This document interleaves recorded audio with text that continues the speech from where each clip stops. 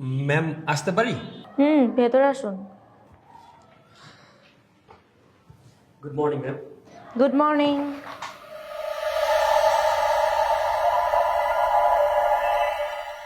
Sorry, আমি জানতাম না যে তুমি এই অফিসে। আরে কোথায় যাচ্ছ? প্লিজ বসো।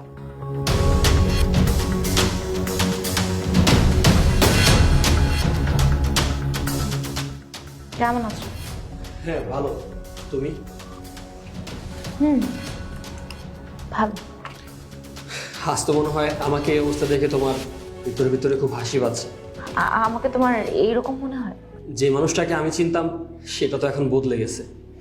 গত 2টা বছরে কখনো খোঁজ খবর নাওনি, আর আগে ঘন্টায় ঘন্টায় ফোন করতে।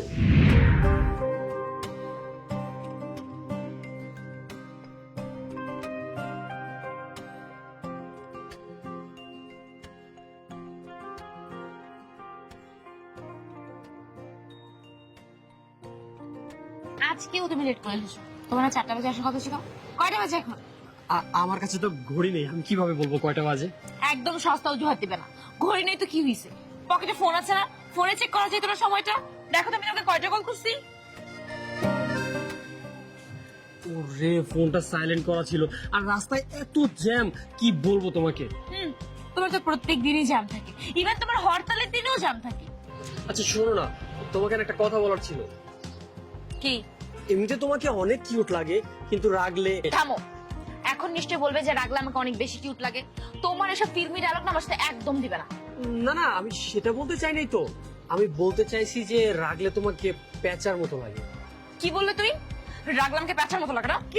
রাগলামকে প্যাচার মতো লাগে? আচ্ছা আস্তে আস্তে আস্তে আস্তে, আচ্ছা এই যে আমি কানে ধরছি, আজকের পরে আর লেট করবো না। কি মেরে বাবা, খামচি দিয়ে একদম দাগ ভরিয়ে দিছো। হাতটা একটু দেখি। না না, তুমি আবার খামচি দিবা। হাতটা দিতে বলেছি। দেখো।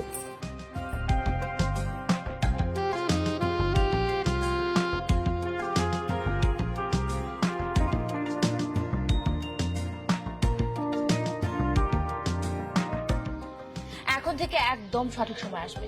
আর যদি কোনো কাহিনী বানিয়েছো তাহলে তোমার একদিন কেমন। না না, একদম লেট হবে না, যেহেতু ঘড়ি পেয়ে গিয়েছি এখন থেকে তো টাইম মেনটেন করতেই হবে। আচ্ছা, কি উপলক্ষে গিফট দিলে? আজকে তো আমার জন্মদিন না?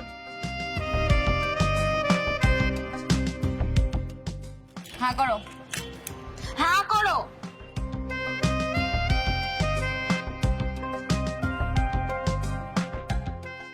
যে জবটার জন্য ইন্টারভিউ দিয়েছিলাম ওই জবটা হয়ে গেছে। বাহ, আমি বলেছিলাম না তুমি চাকরিটা পেয়ে যাবে। আচ্ছা